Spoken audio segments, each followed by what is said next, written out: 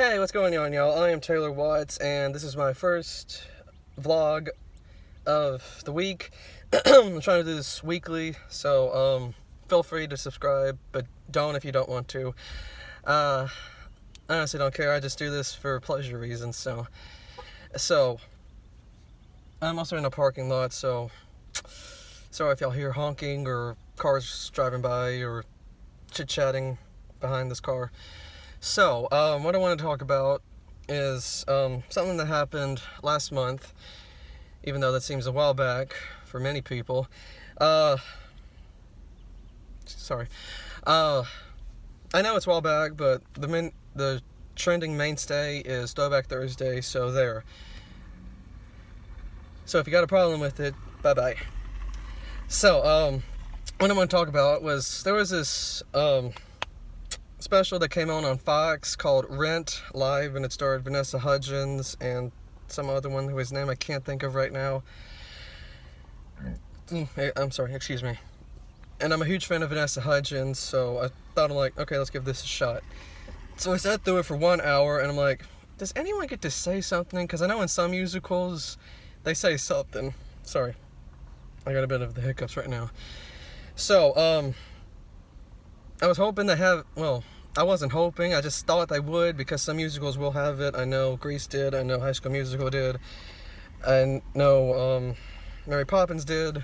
I'm trying to think of some musicals at the top of my head.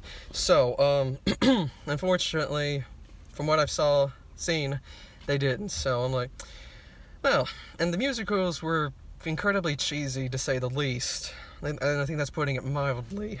Sorry. So, that wasn't my first option, because there was also American Ninja Warrior USA vs. the World, and this other show that I watch, and probably none of y'all have heard of it, The Top 10 Revealed. It comes on AXS TV. I think it's Access TV. I don't know, but the X in the title throws me off. So, and it was the top 10 crooners. So I didn't know what that was at the time. So I started watching American Ninja Warrior because I DVR'd it, and I didn't want to get too lost in it. Because after an hour, I'm like, okay, let's. If you don't want to watch it, let's go watch American Ninja Warrior. So I did, and I was an hour behind. So I had to play catch up. So I really love watching American Ninja Warrior. I'm a huge fan of that as well. I also enjoy watching its originator, the creator, in the Ninja Warrior in Japan, because that was the country that started it all. Or as it's known there, Sasuke. And I really enjoy watching that as well. So, and I really hate that America didn't take off on it ASAP in 1997 like Japan did. But hey, give it time, but not 15 years of it, really. Which then again, American Ninja Warrior started in 2009, so I guess not much of it. So, anyway, like what I was saying, USA versus the World. I'm glad that they had Drew Dressel once again, because he made it the farthest in the previous season, even though he just missed it on the ultimate cliffhanger in the previous season. And I was really hoping he'd make it further, because, you know, he's been at this for almost a decade now. It doesn't feel like a decade, really, but time flies when you're having fun and training to have fun. So, I'm really glad to see that he did compete. I am that surprised. I thought he would make it all the way, but unfortunately he got stuck on Cane Lane, which that's a hard obstacle to watch, really. See people struggle, because it's like, it might as well be an umbrella, because, well, I guess it is a walking cane, a metal walking cane, but it's hard. It would be really hard to grab, especially since it's not made of rubber or wood. It's just metal. I think it's metal, but it's really hard, especially if your hands get too clammy after a while. So, sorry, lost my train of thought. So I'm glad to see him competing on there once more, and I'm glad he got to point and move on to stage 4 along with his other team, which also includes Najee Richardson. I love watching Najee Richardson. I'm gonna get it right.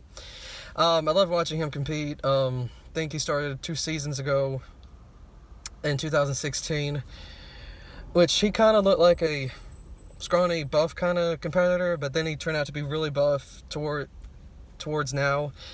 So he was one of my favorite new competitors then, and now he's one of my favorite competitors now.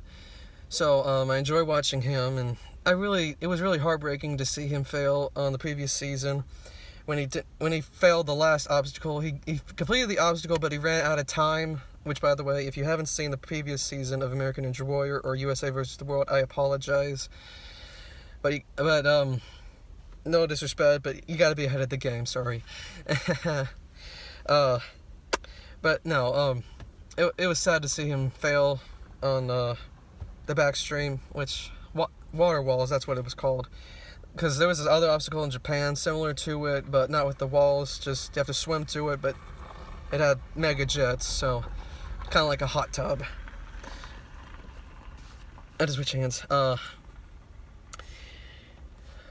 But no, I hated to see him fail because of his health problems, his asthma, his seizure. I don't remember which one it was. I think it was seizures, though I wouldn't put all my money in that, put all my chips in that basket. But, I'm glad to see him redeem himself in USA versus the World. So, yeah, glad to see him compete there.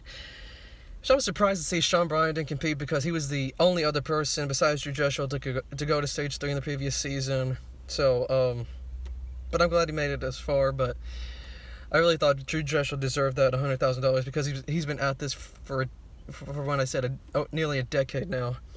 So, anyway, also glad to see one of the new kids on the block being Matt Kid O'Mahi. I think that was his name. I don't know if I got it right, but I'm gonna call him Kid. I'm gonna call him the Kid. So I'm glad to see him compete because I was biting my nails when he ran alongside the second heat in stage 1. Because I was scared to see him because some people will go for broke and go for speed instead of strength or agility or all that. So I saw him go up the warp wall. I'm like, okay, that's amazing right there. So, and he's only 19. I found that hard to believe, but he is 19. But he looks like a seasoned veteran out there. So I'm glad that they decided to ask him to be on their team. So, and excuse me, I know in 2016 when they did it. In 2016, USA versus the World, they had Jessie Graff compete on there, and she's the only woman to be on the USA team. But this time, they had not one, but 2 females competing on there. So I was glad to see one of my favorite female competitors competing, Barclay Stockett, and another one being Jessie Flex Labreck. But I really like seeing Barclay Stockett compete more because she's a firecracker, really. So anyway, I'm glad to see that Barclay was able to redeem herself after her disappointment, or her heartbreaking run after she fell on the obstacle called Tire Run, or Jeep Run as they called it. So, because she came up short for missing that little steering wheel looking thing. So, I am glad to see that she completed stage 1. Even though she didn't win her heat with the 2 points, she got 1 point, which that's good enough. So I'm glad, but I am glad that she competed and all that good jazz. So I'm also glad to see that Jessie Flex Labreck got to compete. Though I was really, I had low expectations for her because in stage 2, it almost seems impossible. Because I know in 2013, almost everyone would probably complete stage 2, at least less than 10.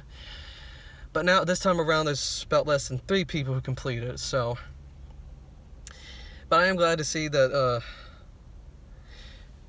to see her complete, because, again, I had low expectations. I thought she would make it past the double semi-ladder and fell on that new obstacle, Deja Vu, which that obstacle seems really tough. I mean, it kind of looks like, the twisted version of the little trapeze thing that you see in circuses. So I am glad to see that she got past that, and also that new obstacle, or not the new obstacle, but the newish obstacle, Wingnut Alley. That looks really tough, I'm telling you.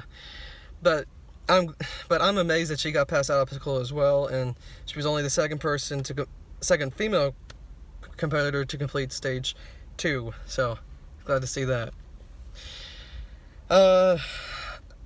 I'm sorry, but I don't know who all in Europe and Australia competed. What can I say? I love USA. USA, no.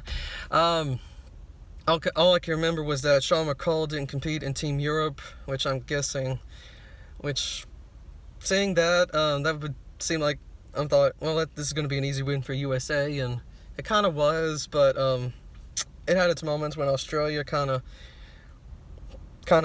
came back hard, came back swinging.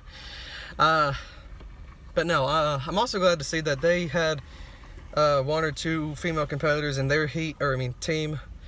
I don't remember their names, but I remember there was a redhead in Australia and an African American and a blonde in Europe. So, which I'm like, okay, which that seemed a little unfair when the blonde competed in stage 3 alongside Drew Dressel and the other male Australian. Seemed like I was going to be a lose for them, so. But she only got to that one that kind of looks like the pipe slider, only the pipe slider crossed between the flying bar, the last obstacle in stage 3.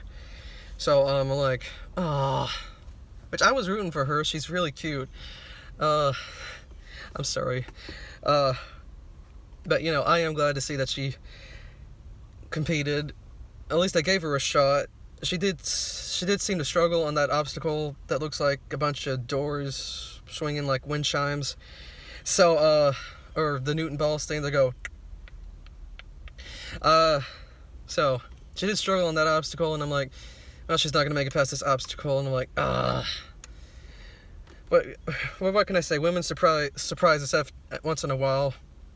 Have you even heard Dua Lipa? But no, I don't know what else to say. Seeing stage 4 or the final stage, Drew Dressel and the other wild man on there. So the wild Australian. I mean, Drew Dressel just flew up that thing and completed it in 35 seconds. The other one took 20 seconds more. So, but hey, Drew Dressel was there. He's really a good sportsman. He really shows good sportsmanship. So, yeah, that was really good of him. And I loved how had a little shh, like a bunch of kids would squirt guns, you know. That's really funny. So yeah, so I'm glad to see that USA took the little World Cup thing back at home. So yeah, I'm glad to see that. So I guess that's it for that. I don't know if I'll talk about American Ninja Warrior when it comes back on. I hope it comes back on in a few months, because I did see it on a website, though. But hang on, I'm crossing my fingers and hoping it's still alive. So it will be. I know it will be, considering the fact that Brooklyn Nine-Nine is still alive. So considering the fact that I saw a YouTube video that it was coming back on for a season 7, or 7th season, excuse me. So I'm glad for that. And for all those who's hoping that I did watch the top 10 crooners, I did. And some of y'all probably don't know what that is, but it's people with low voices.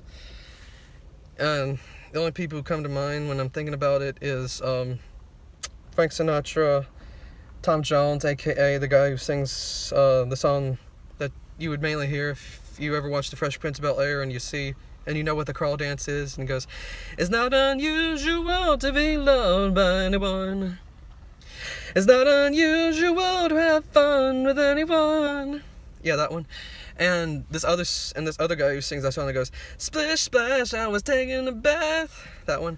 So yeah, so yeah, I did watch that one.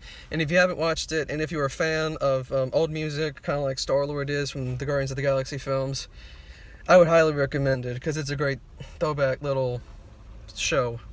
So, I don't know if I'll be doing this anymore, or, well, frankly, I don't know if I'll be doing this any more next week, because I do have midterms next week, even though I only have like 1 or 2. I'll have more after spring break. After seeing that, I'm like, I think of Ross on Friends, like, "We were on a break! Give us a break!" So, I don't know if I'll be doing that, but I'll keep you posted, pun intended. So until next time, I'm trying to think of a catchphrase, but until then, I will catch you later. Peace.